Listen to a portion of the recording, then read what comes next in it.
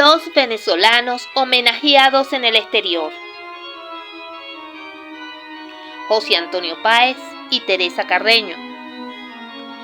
Páez fue, junto con Teresa Carreño, el personaje que mayor admiración despertó en el exterior y que más grandes ovaciones recibió en los países que visitó.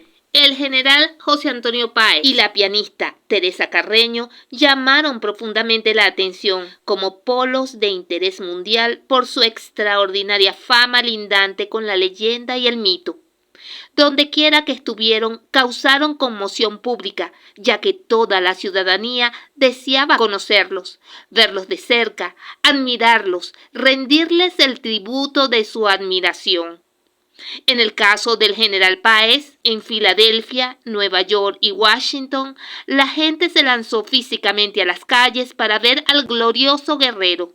Aquella fue una auténtica apoteosis, ya que el eximio llanero era muy conocido por los ingleses y los norteamericanos. En las ciudades norteamericanas ya citadas, las casas se quedaron prácticamente solas, los negocios abandonados, pues todos sus habitantes se volcaron en la vía pública para acercarse al bizarro caudillo.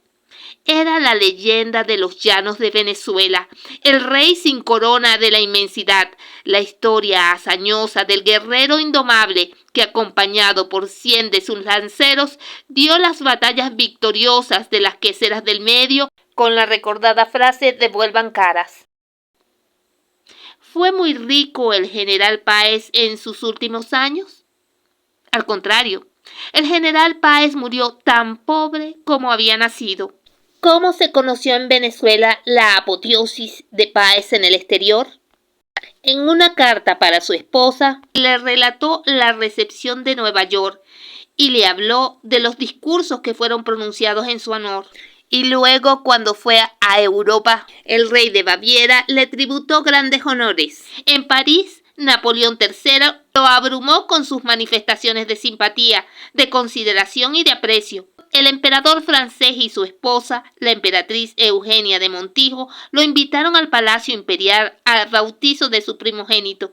El general Páez se vio obligado a excusarse de asistir debido a que carecía de ropa presentable y tenía los zapatos rotos. El emperador le parecía muy extraño que alguien pudiera rechazar una invitación suya. Quedó muy intrigado y dispuso una investigación secreta del asunto. Fue así como conoció la suprema pobreza del paladín venezolano, lindante con la miseria.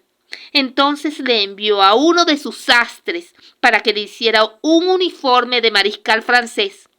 Así trajeado, el general Páez concurrió a la fiesta imperial, en donde recibió múltiples homenajes y las mayores demostraciones de cariño, de admiración y respeto. En todas partes del mundo se admiraba al héroe, al presidente de una república considerada como modelo institucional, como ejemplo del gobierno libérrimo de un hemisferio convulsionado por la anarquía y por los gobiernos arbitrarios, conculcadores de la dignidad humana y las dictaduras tropicales. Causaba sorpresa en Estados Unidos y en Europa la honestidad administrativa de que hizo derroche el general Páez durante sus diversas administraciones, la honradez llevada al extremo en la administración pública. Es así como la mirada del mundo se posaba sobre el héroe. ¿Páez no tuvo entonces poderes dictatoriales? El general Páez fue el restaurador del poder civil en Venezuela. Gobernó con apego a la Constitución y las leyes. No debe olvidarse que el único héroe capaz de gobernar a Venezuela el año 30 era Páez. Los demás caudillos que se movían a su alrededor eran infinitamente inferiores a él. Mariño era un hombre insensato, Sublet un hombre de segundo orden, Monagas un espíritu inclinado a la dictadura, como hubo luego de demostrarlo. Después de Bolívar, Páez fue el héroe que se realizó a plenitud, por eso fue siempre un hombre satisfecho. Quien se frustra padece perpetuamente un complejo de mezquindad, de pequeñez, de envidia y de insatisfacción. Páez no fue de esos. Fue además generoso con sus enemigos y con sus adversarios. En los años 1830 y 1831 llamó a sus contendores y les dio colaboración.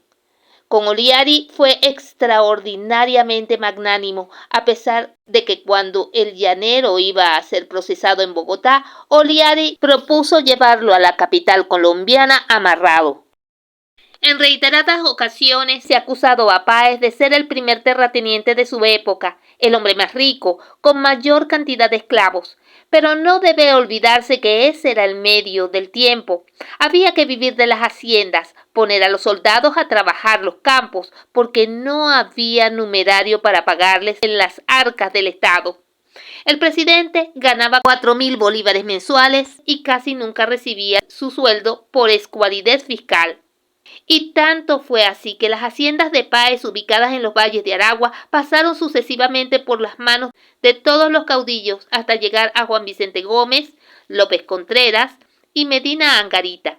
Para finalizar esta edición de Yvette Boy Producciones, debo agregar que a José Antonio Páez se lo lleva desde los Estados Unidos a la Argentina Domingo Faustino Sarmiento, en vista de su penuria y de las necesidades que pasaba. Ya siendo presidente de la República, Domingo Faustino Sarmiento le solicitó y obtuvo del Congreso argentino la incorporación del general venezolano a las Fuerzas Armadas, a fin de poderle acordar una pensión. A pesar de que carecía de fondos, Páez jamás se desmoralizó ni se amilanó. Se le veía alegre por todas partes, con su espíritu exuberante, tocando el violín, cantando y bailando, ya que hizo suyo el dicho clásico de que cantando y riendo se corrigen costumbres. Yvette Boy Producciones, Venezuela.